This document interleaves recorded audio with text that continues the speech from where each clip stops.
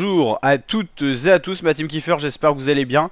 Aujourd'hui pour cette nouvelle vidéo, on se retrouve pour le résumé complet de l'étape 7 du Giro d'Italia 2023. Belle étape de montagne, on va regarder justement ensemble le profil. Donc on avait deux cols au programme dans un premier temps, puis ensuite un grand col très long, classé en deux points montagne différents, pour attribuer différents points pour tout simplement le classement des grimpeurs. Mais globalement, c'était la même montée qui était très longue, la montée pour arriver à Gran Sasso d'Italia.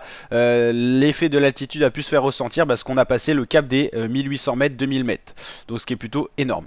On a eu une échappée de 3 coureurs qui a vite pris le large. Le peloton n'a pas voulu prendre en chasse cette échappée avec un temps menaçant. Au loin, on se demandait quel temps on allait avoir pour l'ascension finale. On est à 25 km de l'arrivée, 8 minutes 12 d'écart entre l'échappée et le peloton. Ces trois coureurs, normalement, doivent pouvoir se jouer la victoire d'étape au vu de l'écart. On a tout simplement deux coureurs italiens, un coureur tchèque. On a Petit pour la Circus Wandy. On a ensuite Pitchek pour l'équipe invitée là en violet, et on a un coureur de la Eolo également, un petit italien. On verra tout simplement le détail ensuite de ces hommes là. Là c'est Davide Gaburo qui a eu un souci technique dans le peloton, il a été bousculé un petit peu, bon il s'est laissé lâcher, il joue pas le général. Là on est à 12 km de l'arrivée, pour l'instant dans le peloton des favoris tout le monde est là, tous les leaders sont là, ça bouge pas. Seuls les sprinteurs et les rouleurs et les équipiers qui se sont lâchés ne sont plus au sein du peloton, mais on a encore une quarantaine, une cinquantaine de coureurs. Toujours 6 minutes 52 d'avance pour l'échappée, ça doit aller au bout pour ces trois coureurs là. Ils arrivent sous la flamme des 5 km, toujours 6 minutes 20. Le futur gagnant de cette étape est donc dans cette échappée des 3. Ça se regarde un peu, ça s'attaque un petit peu. Dans le peloton, c'est assez verrouillé. On a comme une étape de sprint tous les trains qui sont là. Ineos, Quick-Step, sauf que c'est les trains des leaders pour protéger leurs leaders. Mais ça bouge pas, personne n'a pris en main le peloton. À l'avant, ça attaque. C'est les deux coureurs italiens sous l'impulsion de Petit qui attaquent. Le coureur tchèque un petit peu en difficulté.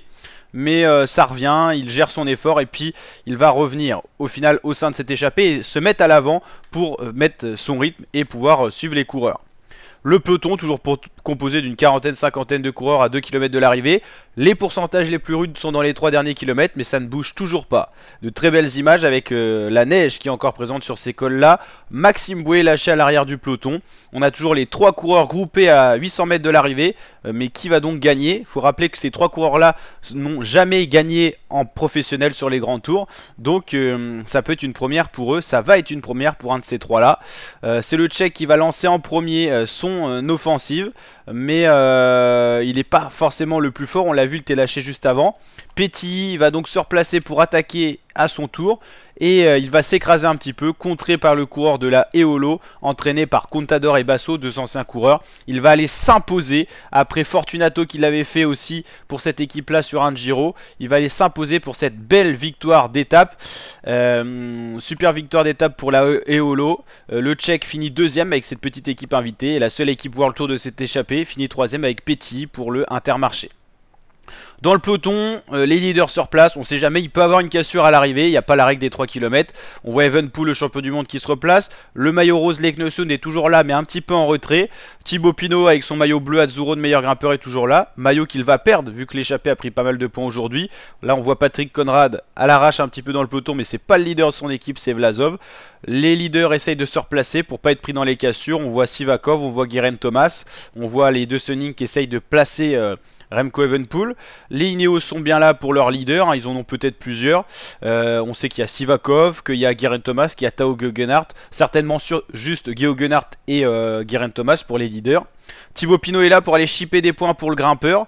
Et Geraint Thomas va lancer un petit peu en premier. Eddie Dunbar, le petit coureur de la Orica, j'ai failli dire, de l'équipe Bike Exchange, relance un petit peu. Evenepoel aussi fait le sprint. C'est Evenepoel le plus fort dans le peloton. Roglic fait 2, Pinot fait 3 et Geraint Thomas fait 4. Dunbar s'est un peu écrasé dans le final. Mais en tout cas, tous les favoris finissent à peu près dans le même temps. On va aller voir donc le classement général, qu'est-ce que ça donne, comment ça a évolué. Donc ça c'était l'étape du jour. Le classement de l'étape, c'est donc Davide Baïs, hein, désolé pour le nom, c'est pas un coureur que je connais énormément, pour la Eolo Kometa Cycling Team. Donc belle victoire de Davide Baïs devant Karel Vacek, le tchèque de la Coratec Cell Italia. Donc Eolo Coratec, deux équipes invitées.